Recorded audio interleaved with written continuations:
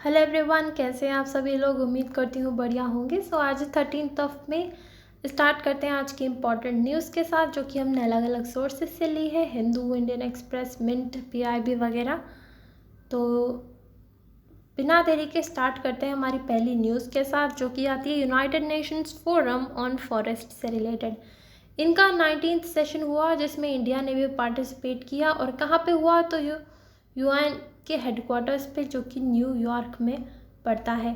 India ने इसमें highlight किया कि हमने कितना कुछ सिग्निफिकेंटली कंट्रीब्यूट किया है towards forest conservation and sustainable forest management, जिससे कि पिछले 15 साल से कंसिस्टेंटली हमारा फॉरेस्ट कवर जो है बढ़ता जा रहा है। और इनफैक्ट नेट गेन की बात करें, यानी कि 2010 से 2020 तक में जो फॉरेस्ट कवर है वो कितना बड़ा है किस देश में, तो उसमें नेट गेन जो हुआ है उसमें इंडिया का रैंक 3rd पड़ेगा। ठीक है। और इतना ही नहीं, हमने वो सब भी अप्रिशिएट किया कि जो भी रिसेंट सेलिब्रेशंस हुए, जैसे कि हमारे प्रोजेक्ट टाइगर को 50 साल हो गए, प्रोजेक्ट एलिफेंट को 30 साल हो गए, तो वो सब हमने बताया कि देखो इंडिया किस तरह से कमिटेड है टुवर्ड्स स्पीशीज़ कंजर्वेशन। और इतना ये भी हाईलाइट किया कि इंटरनेशनल बिग कैट अलायंस जो बनाया उसके बारे में, ग्रीन क्रेडिट प्रोग्राम के बारे में, जिससे हम ग्रीन कवर बढ़ाने की बात करते हैं। तो ये सारी बातें वहाँ पे डिस्कस हुई। तो हमें पता होना चाहिए United Nations forum on forest क्या है। इनफैक्ट पिछले ही साल अक्टूबर में इंडिया ने होस्ट किया था country led initiative under United Nations forum on forest at Dehradun. ठीक है। और ये बनाया कब गया था, UNFF, United Nations forum on forest, तो बनाया गया था 2000 में। किसने बनाया, तो बनाया United Nations economic and social council नाम की ऑर्गेनाइजेशन ने बनाया था। इंडिया एक फाउंडिंग मेंबर है यूएनएफएफ का, और ये जो ऑर्गेनाइजेशन है एनुअली मिलती है, हर साल मिलती है। ठीक है। And the forum has universal membership. इसमें कंपोज करते हैं सभी members of the United Nations and specialised agencies. तो ये था हमारा पहला न्यूज़। आई होप आपको समझ में आ गया होगा। ये ध्यान में रखना है कि यूएनएफएफ है क्या। उसके बाद बढ़ते हैं मोल्दोवा की तरफ। मोल्दोवा एक देश है जो कि यूरोप में पड़ता है। यहाँ पे आप देख सकते हैं इसकी लोकेशन, ये रहा यूरोप, और इसमें जो थोड़ा बहुत रेड दिख रहा है ये है मोल्दोवा। पास से देखें तो देखो रोमानिया और यूक्रेन के पास पड़ता है मोल्दोवा। ये न्यूज़ में इसलिए रहा क्योंकि इंडिया ने इनके साथ साइन किया वीज़ा वेवर अग्रीमेंट। नाम में ही समझ में आ रहा है वीज़ा को वेव कर देंगे, यानी कि वीज़ा की ज़रूरत नहीं पड़ेगी। तो क्या हमें भी नहीं पड़ेगी? नहीं भाई, हम जैसे सिंपल लोगों को तो पड़ेगी। जो कि फिर किसको नहीं पड़ेगी, तो पड़ेगी उनको नहीं जिनके पास डिप्लोमेटिक और ऑफिशियल पासपोर्ट्स हैं। तो वो जो है एक दूसरे की कंट्री से बिना वीज़ा के ट्रैवल कर सकते हैं, चाहे इंडिया से कोई वहाँ जाए, चाहे मोल्दोवा से कोई इंडिया आए। अगर उनके पास डिप्लोमेटिक या ऑफिशियल पासपोर्ट्स हैं तो बिना वीज़ा के ट्रैवल कर सकते हैं। ऐसे एग्रीमेंट्स करते हैं ना कहीं हमारे जो संबंध होते हैं सामने वाले देश के साथ वो काफ़ी इम्प्रूव होते हैं। तो ये बात हमें ध्यान रखनी है। और मोल्दोवा के साथ हमारे डिप्लोमेटिक टाइज़ 1992 से हैं। तो ये इम्पॉर्टेंट न्यूज़ है और हमें याद रखनी है हमारे एग्ज़ाम के पर्सपेक्टिव से। बढ़ते हैं सोलर फ्लेयर्स की तरफ। सोलर फ्लेयर्स क्या हैं? एक तरीके की यूँ मान सकते हो कुछ एक्सप्लोजन्स होते हैं हमारे सन में, हमारे सूरज में। और वो कब होते हैं? वो तब होते हैं कि जब इसमें एनर्जी जो स्टोर होती है हमारे सन में, उनके जो मैग्नेटिक फील्ड्स वगैरह जो होते हैं उसमें अगर कुछ चेंजेस आते हैं, कुछ अलग से वो सडनली एनर्जी रिलीज़ होती है, तो कुछ एक्सप्लोजन्स होते हैं जिनसे कि कुछ फ्लेयर्स निकलते हैं। इस तरह से कुछ आग टाइप का कुछ निकलता है सन से, जो कि अर्थ तक भी पहुंच जाता है। आपको विश्वास नहीं होगा, इतने स्ट्रॉन्ग होते हैं ये। तो अभी कैप्चर किया नासा ने और इसीलिए ये रहा न्यूज़ में। तो NASA solar dynamics observatory captures images of sun's two strong solar flares. काफ़ी स्ट्रॉन्ग थे इस बार वाले सोलर फ्लेयर्स, और इसीलिए उन्हें क्लासिफाई किया गया है X 5.8 और X 1.5 क्लास इवेंट्स में। देखो 5 कैटेगरीज होती हैं इनमें, ABCMX। तो X सबसे खतरनाक वाली होती है और A सबसे छोटी वाली होती है, तो इस वाले को X से में क्लासिफाई किया है, तो यानी कि काफ़ी खतरनाक थे ये वाले। तो ये कैटेगरीज हम उनके ब्राइटनेस के हिसाब से करते हैं या कितने स्ट्रॉन्ग है वो उस हिसाब से करते हैं। तो हमने X में रखा है इस बार वाले सोलर फ्लेयर्स को। तो जब इतने स्ट्रॉन्ग होते हैं ना, तो देखो अर्थ तक भी पहुंच सकते हैं अगर, तो काफ़ी उसका हमारे सैटेलाइट वगैरह पे इम्पैक्ट पड़ सकता है, हमारे कम्युनिकेशन नेटवर्क्स वगैरह पे जो है उसका इम्पैक्ट पड़ सकता है। इसीलिए national oceanic and atmospheric administration ने वार्निंग भी दी, अलर्ट भी जारी किया कि भाई इसका जो पोटेंशियल इम्पैक्ट है वो भी हो सकता है।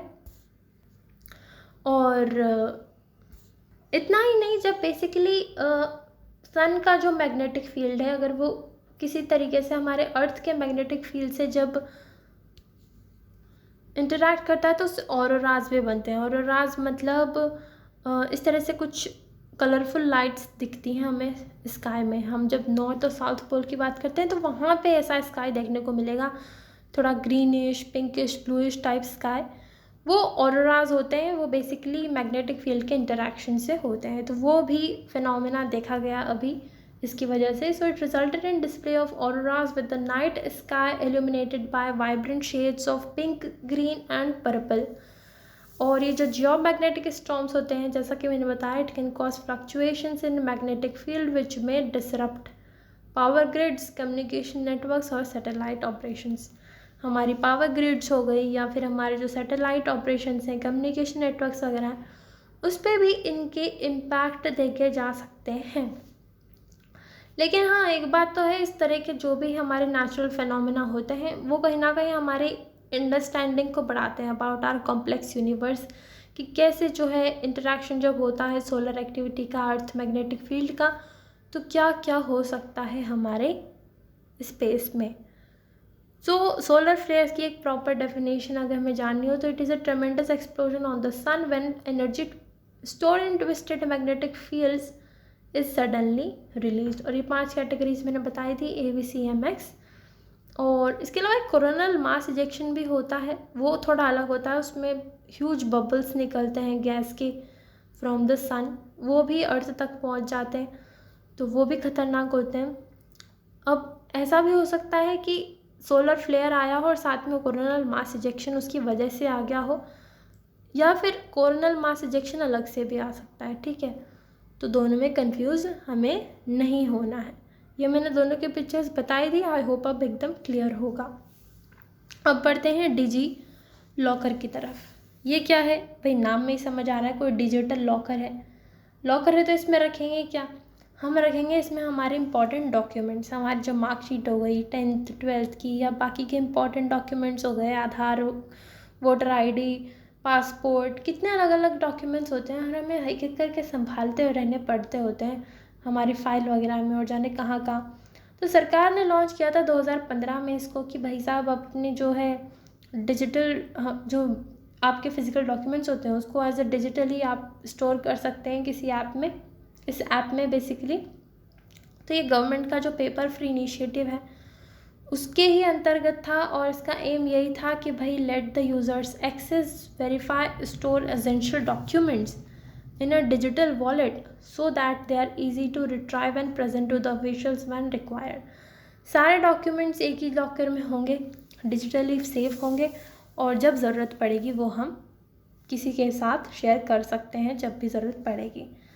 So the app can be used when applying for a passport, reviewing mark sheets, proving one's identity during travel। किसी भी चीज़ से हमें ज़रूरत पड़े हम उससे यूज़ में ला सकते हैं। और इनफैक्ट काफ़ी स्ट्रिक्ट सिक्योरिटी प्रोटोकॉल्स का इसमें ध्यान रखा गया है। OTP वेरिफिकेशन है, कंसेंट सिस्टम है, सिक्योरिटी ऑडिट्स होते हैं जो कि इसे सेफ बनाते हैं। और जो भी इसके थ्रू हम डॉक्यूमेंट्स दिए जाएंगे वो उनकी वैल्यू जो है वो एकदम बराबर होगी हमारे ओरिजिनल फिज़िकल डॉक्यूमेंट्स होते हैं उनके एकदम बराबर। ऐसा नहीं कि डिजिटल है तो एक्सेप्ट नहीं होंगे, ऐसा कुछ नहीं है। और इनिशिएटिव किसका है, तो मिनिस्ट्री ऑफ इलेक्ट्रॉनिक्स और इंफॉर्मेशन टेक्नोलॉजी का ही होगा। ऑब्वियस सी बात है, जब डिजिटल से बात हो रही है तो इसी इंडस्ट्री का नाम आएगा, और हमारे डिजिटल इंडिया प्रोग्राम के अंतर्गत ही है कहीं ना कहीं।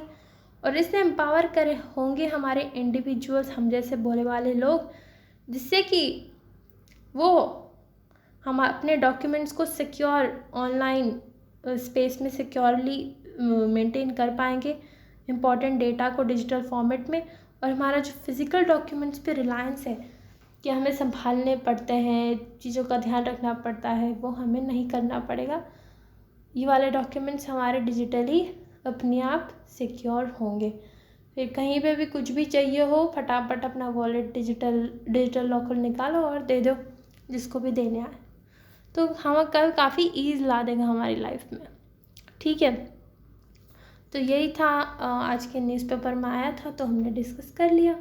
सो इतना ही था आज के सेशन में। I hope it help you. Thank you so much. Have a nice day.